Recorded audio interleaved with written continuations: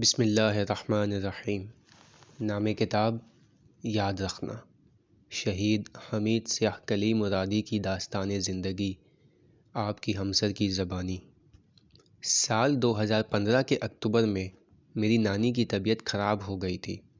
ہم دونوں ان کی عیادت کے لیے گئے۔ ان کی حالت بالکل ٹھیک نہ تھی۔ میں بہت دکھی ہو گئی۔ عیادت کے بعد پھپھو کے گھر گئے۔ کمرے میں بیٹھ کر میں بہت روئی۔ پھپھو نے میرے رونے کی آواز سنی تو انہیں بہت رنج ہوا۔ حمید کمرے میں آیا اور کہا، عزیزم، کیا ایسا نہیں ہو سکتا کہ آپ نہ روئیں؟ جب آپ روتی ہیں تو امی کے بھی آنسو نکل آتے ہیں۔ مجھ میں آپ دونوں ہی کو روتا دیکھنے کی طاقت نہیں ہے۔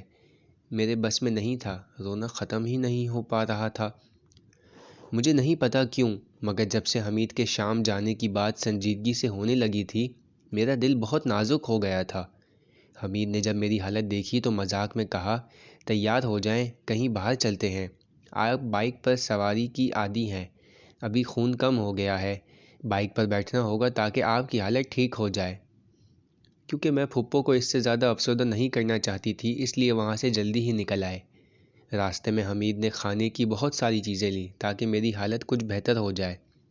گھر پہنچے تو مالک مکان کے پوتے پوتیاں دروازے کے سامنے کھڑے تھے۔ حمید نے جو خریدا تھا وہ انہیں دے دیا۔ وہ ہمیشہ سے ہی دل اور ہاتھ کے کھلے تھے۔ جب بھی کچھ کھانے کے لیے لاتے اور مالک مکان کے پوتے پوتیوں کو سیڑھیوں پر دیکھتے تو انہیں دے دیتے۔ اگر میں نے زردہ یا میکرونی بنائے ہوتے تو کہتے، ایک پیالہ مالک مکان کو دیں گے اور ایک پیالہ میری امی کے لیے رکھ لیں، پھر لے جائیں گے۔ جب حمید کھانے پینے کی آدھی سے زیادہ چیزیں دے چکے تو سیڑھیاں چڑھتے ہوئے بولے، مجھے اپنے نامہ اعمال سے بہت ڈر لگتا ہے۔ شاید ان معصوم بچوں کی دعائے خیر کے نتیجے میں خدا میرے گناہوں کو معاف کر دے۔ اس واقعے کو ابھی ایک ہفتہ بھی نہیں گزرا تھا کہ ٹیلی ویژن پر حاج حسین ہمدانی کی شام میں شہادت کا اعلان ہوا۔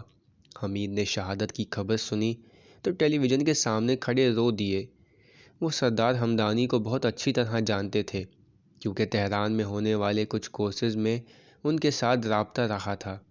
انہوں نے حسرت سے کہا، حاج حسین چلے گئے، واقعاً حیف ہے، ہمیں ان کی ضرورت تھی۔ اسی دن پھپھو کو دوپہر کے کھانے پر دعوت دی تھی۔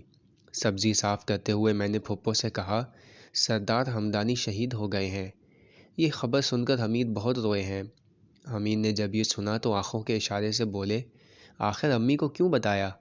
میں نے صرف اپنے کندھوں کو اچکایا۔ وہ نہیں چاہتے تھے کہ پھپھو انہیں اداس دیکھیں، اسی لیے وہ کمرے میں چلے گئے اور اپنی بہن کے بچوں کے ساتھ بال سے کھیلنے لگے۔ ان سب نے خوب شور شرابہ کیا۔ بچوں سے زیادہ حمید کی آواز آ رہی تھی۔ اب بھی ان کی بہن کے بچے بعض دفعہ کہتے ہیں کہ کاش ماموں ہوتے اور ہم ان کے ساتھ بال سے کھیلتے۔ وہ افراد کہ جن کا نام شام جانے کے لیے قرعے میں نکلا تھا، انہیں آمادگی اور فوجی تربیت کے مراحل سے گزرنا تھا۔ حمید کے اس گروہ میں شامل نہ ہونے کے باعث دنیا ان کے لیے قید خانہ بن گئی تھی۔ بہت اداس تھے اور کسی بھی کام کو انجام دینے کی ان میں رغبت نہ تھی۔ اس شخص کے جیسا محسوس کر رہے تھے کہ جس کے تمام دوست جا چکے ہوں اور وہ تنہا رہ گیا ہو۔ روانگی کے وقت اس گروہ کی پرواز چند مرتبہ تاخیر کا شکار ہوئی۔ حمید گھر آتے تو میں روزانہ ان کے دوستوں کے جانے سے متعلق سوال کرتی۔ حمید ہنس کر کہتے، دلچسپ بات یہ ہے کہ روزانہ ان سب سے خدا حافظی کرتے ہیں اور اگلی صبح یہ دوبارہ کام پر لوٹ آتے ہیں۔ میرے بعض ساتھی کہتے ہیں کہ ہماری گھر واپس جانے کی ہمت نہیں ہے۔ روزانہ صبح گھر والے ہمیں نذر و نیاز اور گریہ و زاری کے ساتھ روانہ کرتے ہیں اور پھر رات کو ہم گھر لوٹ جاتے ہیں۔ اکتوبر کی 16ویں تاریخ کو وہ اداسی کے عالم میں گھر آیا اور کہا، بالآخر وہ چلے گئے اور ہم یہیں رہ گئے۔ آپ کے بابا ان سب سے خدا حافظی کے وقت بہت روئے، ایک ایک کو گلے لگایا، سب سے معافی مانگی اور سب کو قرآن کے نیچے سے گزارا۔ بابا ان چیزوں کے متعلق حساس تھے، بہت جلدی جذباتی ہو جاتے تھے۔ اس طرح کے مناظر انہیں ایران عراق جنگ اور اپنے شہید دوستوں کی یاد دلاتے تھے۔ اسی وقت پروگرام ملازمان حرم افق چینل سے نشر کیا جا رہا تھا، جس میں شہداء کی بیویاں اپنی روداد سنا رہی تھیں۔ بابا نے حمید کو فون کیا اور کہا، فرزانہ کو یہ پروگرام دیکھنے نہیں دینا۔ ایک عرصے تک افق چینل دیکھنا ہمارے گھر میں ممنوع تھا۔ وہ دن ہم سب کے لیے سختی سے گزر رہے تھے۔ حمید کہتے، پورے بریگیڈ میں غم و اندوہ کسی کیفیت نے بسیرا کر لیا ہے۔ وہ بہت بےتاب ہو گئے تھے۔ حمید کے نماز شب پڑھنے کے طریقے میں فرق آ گیا تھا۔ جب بھی یونیورسٹی سے لوٹتی تو دروازے کے پیچھے سے ان کی دعاؤں کی آواز آ رہی ہوتی تھی۔ گھر میں داخل ہوتی تو ان کی نم آنکھیں ہر چیز کی گواہی دیتی تھی۔ وہ ٹھہرنا نہیں چاہتے تھے، جانا چاہتے تھے۔ کچھ وقت گزرا تھا کہ شام سے حمید کے دوستوں کے فون آنے لگے۔ وہ فون کرتے تھے اور شام کی صورتحال بتایا کرتے تھے۔ آواز بہت دیر سے پہنچتی تھی۔ حمید انہیں حوصلہ دینے کی بھرپور کوشش کرتے، ہنسی مذاق کرتے۔ حمید کا ہر ایک دوست ان کا دل اپنے ساتھ لے گیا تھا۔ ان کے گروپ سے آغا میسم کہتے تھے، جب تک تم شام نہیں آ جاتے میں یہیں رہوں گا، یہاں آ کر دیکھ لو، پھر ایران لوٹ جائیں گے۔ حمید کے اسی ساتھی نے انہیں آخری لمحات میں گلے لگایا تھا اور کہا تھا، حمید، میرے 2 بیٹے ہیں، ابو الفضل اور عباس۔ اگر شام سے خیریت سے پلٹ گیا تو ٹھیک، اور اگر شہید ہو گیا تو میرے بچوں کو تم سیدھا راستہ دکھانا۔ حمید گھر آتے تو کہتے، میرے ان دوستوں کی بیویوں کی خیریت پتہ کریں جو شام چلے گئے ہیں۔ ان سے کہیں کہ اگر انہیں کسی چیز کی ضرورت ہے یا کوئی کام ہے تو تکلف نہ کریں۔ میں بھی کبھی کبھار حمید کی نظروں سے بچ کر کمپیوٹر پر بیٹھ جاتی اور حمید کی ان کے باقی دوستوں کے ساتھ تصاویر دیکھتی تھی، خاص طور پر ان لوگوں کی جو شام گئے تھے اور صاحب اولاد بھی تھے۔ میرا دل بڑا جلتا تھا۔ رو رو کر ان کے لیے دعا کرتی تھی، خدا تعالیٰ سے کہتی، اے خدا، تجھے پنجتن کا واسطہ ہے، حمید کا یہ ساتھی صاحب اولاد ہے، انشاءاللہ بخیر و عافیت لوٹ آئے۔ ان دنوں میرے وہم و گمان میں بھی نہیں تھا کہ کچھ ہی دنوں بعد میں انہی تصاویر کو دیکھ کر حمید کے لیے رویا کروں گی اور میرے روز و شب کا حساب ختم ہو کر رہ جائے گا۔ ایک دوست کے توسط سے کتاب دختر شینہ میرے ہاتھ آئی۔ میں نے اس کتاب میں ہم سے شباہت رکھنے والے ایک میاں بیوی کی داستان زندگی پڑھی۔ اس عشق کے بارے میں پڑھا جو ان کے درمیان معجزن تھا۔ شروعات زندگی میں شہید کی زوجہ کس طرح ان سے شرماتی تھی، اور پھر شہید کا مسلسل مشن پر جاتے رہنا، ان کے درمیان فاصلے اور دوریاں، یہ سب چیزیں میں اپنی شادی شدہ زندگی میں مشاہدہ کر سکتی تھی۔ ایک ایک صفحہ پڑھتی اور بہار کے بادلوں کی طرح آنسو بہاتی اور زور زور سے روتی جاتی۔ جیسے جیسے میں کتاب کے اختتام سے نزدیک ہو رہی تھی، اتنا ہی میرے خوف میں اضافہ ہو رہا تھا۔ مجھے ڈر تھا کہ کہیں ہماری زندگی اس کتاب کے اختتام کے جیسی نہ ہو جائے۔ کتاب کے ماحول اور کتاب دختر شینہ کے ہیرو میں اس قدر محو تھی کہ حمید کے آنے کا پتہ ہی نہ چلا۔ قریب کھڑے میرے بھیگے ہوئے چہرے کو دیکھ رہے تھے۔ جب انہوں نے دیکھا کہ میں اس کتاب سے اس قدر متاثر ہو گئی ہوں تو کتاب میرے ہاتھ سے لے لی اور اسے چھپا دیا اور بولے، آپ باقی کتاب نہیں پڑھیں گی، جہاں تک پڑھ چکی کافی ہے۔ اسی طرح روتی ہوئی حالت میں نے کہا، اس کتاب کی داستان ہماری زندگی سے بہت ملتی ہے۔ مجھے ڈر لگتا ہے کہ کہیں ہمارے عشق کا اختتام بھی جدائی پر نہ ہو۔ میں اس قدر رنجیدہ تھی کہ کچھ گھنٹوں تک کوئی بات چیت نہ کر سکی۔ حمید جوسر کے ساتھ مصروف تھے جو ٹھیک سے کام نہیں کر رہا تھا۔ کیونکہ وہ شعبہ مواصلات میں کام کرتے تھے، لہٰذا تکنیکی کاموں میں مہارت رکھتے تھے۔ کوئی بھی چیز خراب ہوتی تو پہلے خود ہی بنانے کی کوشش کرتے۔ چابی اور ساکٹ سے لے کر دروازے کے لاک اور نلکے تک بہت ہی کم ایسا ہوتا تھا کہ کوئی چیز باہر ٹھیک کرنے کے لیے دینی پڑے۔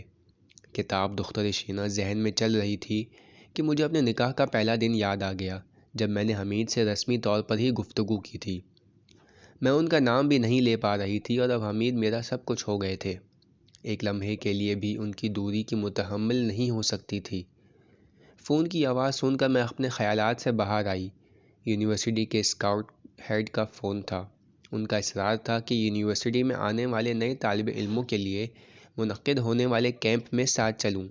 میرا دل حمید کے پاس تھا، انہیں تنہا نہیں چھوڑنا چاہتی تھی، لیکن میری باقی دوستیں بھی اس قافلے کے ساتھ نہیں جا سکتی تھیں۔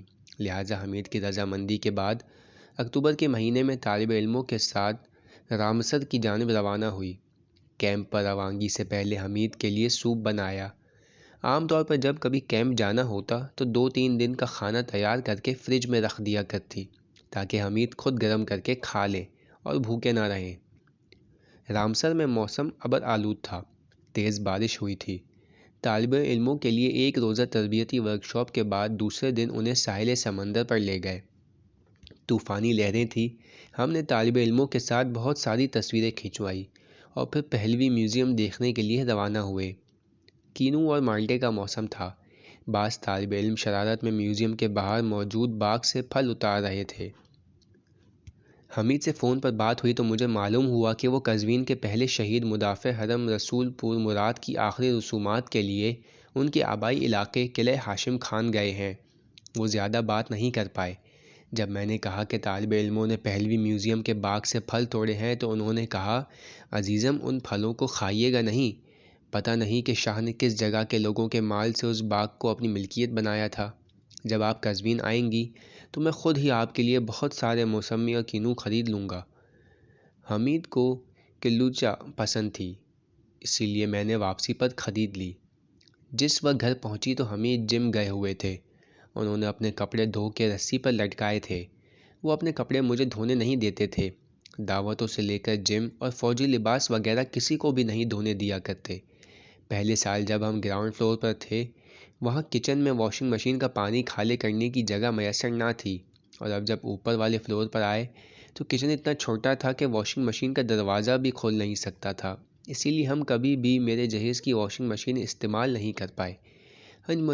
ہم مجبور تھے کہ ان حالات کے ساتھ سمجھوتہ کریں اور خود ہی اپنے کپڑے دھوئیں۔ میں چاہتی تھی کہ 2 دن کی دوری کے بعد ان کے لیے اچھا سا پیزا بناؤں۔ میں نے جلدی اپنا سامان سمیٹا اور پکانے کے لیے کھڑی ہو گئی۔ حمید کے اپنے مطابق وہ شادی سے پہلے پیزا سے دور بھاگتے تھے۔ ایک بار کسی دوست کے ساتھ پیزا کھایا تھا جو ٹھیک سے پکا نہیں تھا۔ اسی وقت سے انہیں پیزا برا لگنے لگا تھا۔ پہلی بار ان کے لیے پیزا تیار کرنے کا ذہن میں آ گیا، جس کے باعث میں ہنس پڑی۔ جب میرے بنائے ہوئے پیزا کو پہلی بار دیکھا تو آنکھیں بند کیے پہلا لقمہ کھایا تھا۔ خوب چبایا تو انہیں اچھا لگا اور پھر باقی نوالے شوق سے کھائے تھے۔ اس کے بعد سے ان کی رائے مکمل طور پر برعکس ہو گئی تھی۔ ایسا ہو گیا تھا کہ خود سے کہتے، فرزانہ آج رات پیزا بنائے۔ جو چیز ہم نے باہر کھائی تھی وہ آپ کے بنائے ہوئے سے زمین و آسمان کا فرق رکھتی ہے۔ آپ کو یقین ہے کہ یہ پیزا ہی ہے؟ پیزا کی تیاری کرنے میں مصروف تھی کہ دیکھا جیسے روٹی کی ٹوکری میں 2-3 کلو خمیر رکھا ہوا ہو۔ بہت غور کرنے پر معلوم ہوا کہ حمید سوکھی ہوئی روٹی پر پانی چھڑکنا چاہتے تھے تاکہ وہ خشک نہ رہے، لیکن کچھ قطرے پانی چھڑکنے کے بجائے انہوں نے گویا ساری روٹی کو ہی دھو لیا تھا اور پھر اسے لپیٹ کر ٹوکری میں رکھ دیا تھا۔ دروازے کی گھنٹی بجی تو میں سیڑھی کے کونے تک گئی۔ کچھ دیر انتظار کیا لیکن حمید اوپر نہیں آئے۔ کھڑکی کھولی تو دیکھا کہ مالک مکان کے بیٹے سے بات کر رہے ہیں۔ میں جلدی سے کچن میں آئی اور چنے کی مٹھائی کے کچھ ٹکڑے پلیٹ میں رکھے تاکہ مالک مکان کو دے سکیں۔ جب وہ سیڑھیوں سے اوپر آنے لگے تو ہمیشہ کی طرح یا اللہ کی آواز سنائی دی۔ حمید کی خیریت معلوم کرنے اور کیمپ کے تمام واقعات کی رودات سنانے کے بعد میں نے پوچھا، مالک مکان کے بیٹے کو آپ سے کیا کام تھا؟ ویسے میں نے مٹھائی کے کچھ ٹکڑے رکھے ہیں تاکہ آپ نیچے لے جائیں۔ حمید نے اپنے ہاتھ میں موجود کتاب کی طرف اشارہ کیا اور بولے، مالک مکان کے بیٹے نے یہ کتاب اپنی فوجی تربیت کے دوران کتاب خانے سے لی تھی مگر لوٹانا بھول گیا تھا، اسی لیے میرے حوالے کی ہے تاکہ واپس کر دوں۔ آیت اللہ دستگیب شیرازی کی کتاب گناہان کبیرہ تھی۔ میں نے حمید سے کہا، کتنی دلچسپ بات ہے، یہ وہی کتاب ہے جس کی تلاش میں ہم کتابوں کی دکانوں میں گئے تھے مگر ہمیں نہ ملی۔ اب جب کہ کتاب ہمارے پاس ہے تو مل کر بیٹھیں گے اور پڑھیں گے۔ حمید نے کتاب رکھ کر کہا، خانم ہم یہ کتاب نہیں پڑھ سکتے کیونکہ ہم نے تو یہ کتاب نہیں لی ہے، ہمارا نام بھی اس کتاب کے لینے پر نہیں لکھا گیا ہے، لہٰذا اسے پڑھنے کا ہمیں کوئی حق نہیں ہے، کیونکہ کتاب خانے کے عمومی مال سے ہے، اس لیے جب ہم اپنا نام لکھوا دیں گے تو یہ کتاب بھی پڑھ سکیں گے۔ میں اپنی امی سے فون پر گفتگو میں مصروف تھی۔ اس فوجی گھر کے حوالے سے بات کر رہے تھے جو ہمیں ملنے والا تھا۔ امی نے کہا، مجھے آہستہ آہستہ نئے گھر کی چیزوں کی تلاش اور کاموں کی انجام دہی کے بارے میں سوچنا ہوگا۔ خدا حافظی کے وقت بابا نے فون لے لیا اور کچھ ہنسی مزاح کے بعد کہا، آج ہمارے پاس اس بار شام بھیجے جانے والے فوجیوں کے نام لائے گئے تھے، میں نے حمید کا نام ہٹا دیا ہے، اسے اس طرح بتانا کہ دکھی نہ ہو جائے۔ فون پر بات ختم ہوئی تو حمید کے رونے کی ہلکی سی آواز نے مجھے اپنی طرف متوجہ کیا۔ کمرے کی طرف گئی تو دیکھا کہ حمید کتاب دختر شینہ ہاتھ میں لیے ہوئے ہیں اور اسے پڑھتے ہوئے رو رہے ہیں۔ مجھے دیکھا تو کتاب بند کر دی اور کہا، آپ ٹھیک کہہ رہی تھیں، ان کی زندگی ہماری زندگی سے بہت زیادہ ملتی جلتی ہے۔ شہداء کی بیویوں نے اپنی جانب سے بہت قربانیاں دی ہیں۔ کسی عورت کا زندگی کے بوجھ کو تنہا اٹھانا نہایت سخت کام ہے۔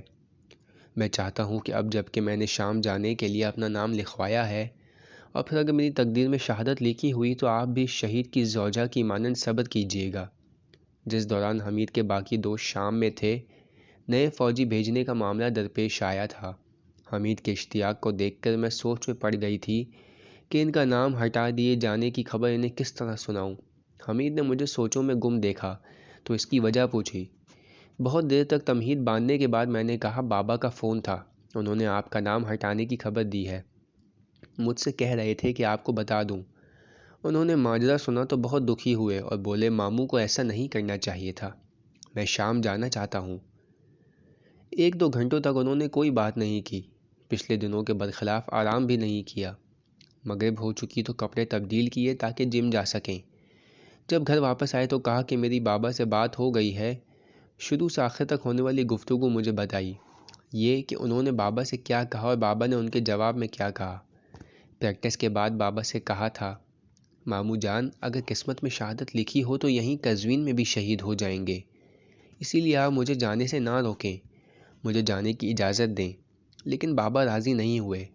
انہوں نے کہا تھا اگر جانا طے ہے تو میری اور تمہارے بھائی کے حالات جانے کے لیے زیادہ سازگار ہیں۔ تم ابھی بھی جوان ہو، جس وقت میری یا سردار ہمدانی کی عمر کو پہنچو گے تو شام چلے جانا۔ اس رات حمید کو نیند نہیں آئی۔ میں جانتی تھی کہ اگر وہ اس بار نہ جا سکے تو انہیں صدمہ ہو جائے گا۔ صبح حمید کو کام پر روانہ کرنے کے بعد بابا کے گھر گئی۔